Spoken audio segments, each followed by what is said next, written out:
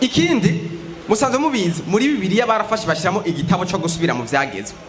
Tuvuga no kuri tutabeshanye ivyo vyagezwe twabisubiyemwo tuvuye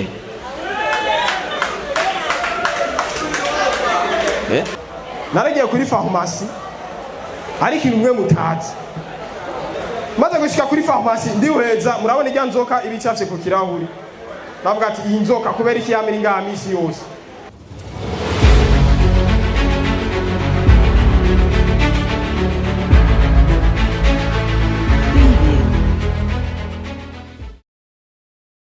ati none ko turiko turabona muri Israeli Yesu hajya yavukiye kijya gihe intambara ikomeje eske uyu mwanya umuhungu wanje yovukira he je Imana irampropose irambwira ati eske ujya muhungu avukire mu Nyabugete ndambwira ntoya hamwe yovukira mu Nyabugete Tanganyika yo hafi muhitana reka basi Yesu tumwadresse mu Gisandema apfuma avukirayo kuko hariya mu Gisandema n'abapolisi ntiboshikaye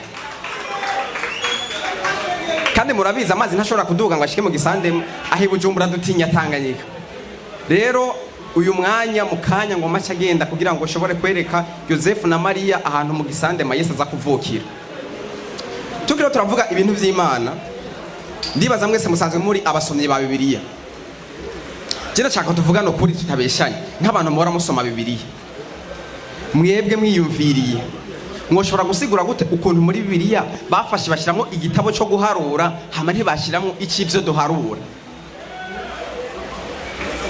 oya ariko woshobora guharurira ibintu utabona barinze bashiramo igitabo cyo guharura bisobanura ko bategezwa gushiramo icivyo duharura ikindi kintu mwe mwosigura gute ukuntu muri Bibiliya bafashe bashiramo igitabo cy'abacamanza hama ntibashiramo ic'ababuranyi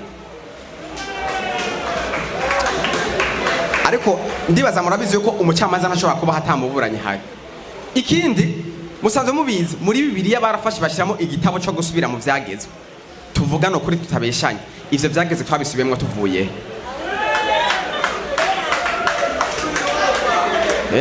oya wewe ushobora gusubiramo mu bintu utigeze ubona ikindi musanzwe mubizi ibintu urashobora kubijamwo wumvise bitakuryoheye ukabivamo none kuki bafasha bashiramo igitabo cyo gusubira mu vyagezwe hama ntibashiramo ico kubivamo none abarambiwe nabo bizosha bigenda gute bazosha babigumamwo ivyo bintu byose byo muri Bibiliya biratangaje cyane tukiro turavuga ibintu vy'Imana musanzwe mubizi aha iwacu mu Burundi hariho umupasiteri bita Isidore Mbayahaga musanzwe mumuzi aratunze arafise utuntu twinshi cyane ubutunzi bugiye butandukanye none habuze iki Mbayahaga ku butunzi afise n'amahera menshi Imana yamuhezagiye agura hagutse hama yitwe Mbayahagutse oya none azoguma yitwa Mbayahaga gushika ryari ntiyogura hagutse hama kitwa Mbayahagutse ariko vraiment ibintu byo ngaho iwacu vraiment nibitangaza gusa biratangaje je ndiko ndaraba abantu bo ngaha muri Chicago bar n'abantu vraiment mumeze neza jewe nk'umuhanuzi sinoshobora kugenda ntabahanuriye ngo ngende nababwiye ubuhanuzi bwanje bwa mbere ngira ndabwadresse ku bagabo umuntu wese yumva ko ari umugabo n'umukobwa ashobora kumva ko yoba umugabo abwumvirize ubuhanuzi bwa mbere buravuga buti nuko umukobwa mukundanye cyangwa umugore wawe niyashavura agapfuha kurusha imbata y'inkongomani ngo kubera ko yasanze nimero z'umu ex muri telefone yawe uramubwira uti n'inkuru ya Satani muri Bibiliya cyarimo kandi no mu isengero baracayisoma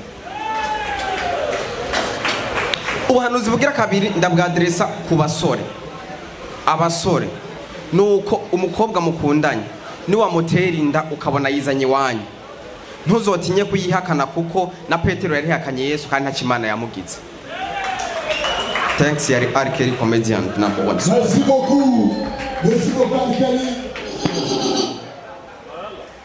Moi je suis danseur professionnel ayi mubona wagize ngaha jewe uyu namwe mwese muca musoho Allo oya nsiye ndabireka kugira ni musoho okay bo mwaramutse canke mwiriwe bivanye naho muherereye hama jewe nkuko mubona ngaha moi je suis Meti. Je suis Meti. Ni kuvuga mon père il est congolais. Ma mère elle est burundaise.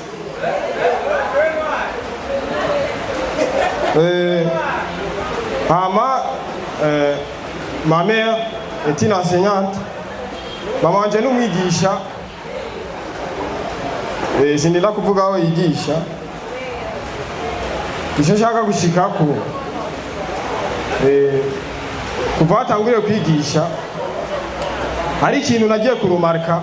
En fait umwana w'umudokiteri yagwaye bamuvura ku buntu, n'umwana w'umusoda yagwaye il y a des hôpitaux pour les soldats nawe nagwaye bamuvura ku buntu. Mugabo nagiye gusanga twe abana babigisha pourquoi pas iyo turi mu ishure tutaronka amanota ku buntu. Il fallait créer des mutuelles pour nous les enfants des enseignants ku buryo tuza turaronka amanota ku buntu. Burya nasanze mutuelle ikenewe. Mutuelle ikenewe ahantu henshi. Même pour la dot. La fois passée, j'ai demandé à ma fiancée est-ce que combien de dot je peux payer pour toi? Et elle m'a répondu 15 millions. Moi aussi, 15 millions. Peut-être qu'on va faire 2 mariages. Premier mariage original, deuxième mariage remix. Comme vous me voyez aussi, moi j'ai fait des études. J'ai fait la science B. Mais jusqu'à maintenant, je ne comprends pas pourquoi on nous a appris à résoudre les nombres complexes. Quelque chose qui est complexe. Et on a résolu ça, on a trouvé des solutions. Comment ça? Nagiye gusanga le Burundi twarize mugabo nitwitaho ibintu biba byanditse ahantu tuba tubona bo turazi gusoma no kwandika mugabo nidusoma ngonga kuri bar Chicago haranditse ko bar Chicago umvuje urabona ahantu byanditse mugabo uriya des choses umenga ntidushaka kwitaho. Uzorabe kuri dentifrice abanditse ko yuko donc il y a des dentifrices d'Ivorio usangamo na brosse à dents. Abanditse yuko tu dois utiliser brosse à dents entre 2 mois et 3 mois. 2 mois et 3 mois. Bon, sauf moi ndayikoresheje umwaka wose. Andaje ari abantu bayikoresha imyaka 3. Ugasanga umuziki yawukoresheje 3 ans. Jusqu'à ce que agiye kwibrosa usanga tujya twinyo tumejuka. Ugasanga ariko akoresha kiya giti gusa. Il faut changer mes chers amis. Colgate nashaka kwemera ko yaheze. Mugabe cyane abakundira murazi ko economiser frère. Vous savez économiser. Colgate ni ugera wemera ko yaheze. Gushikana aho ugumufonso ugayiconda bo yaraheze yite.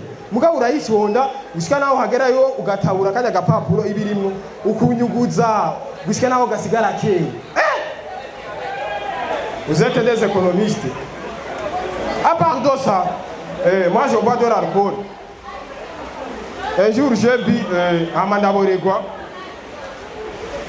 Iyo naborewe ari ibintu je ntangura kuvumbura. Naragiye kuri pharmacie.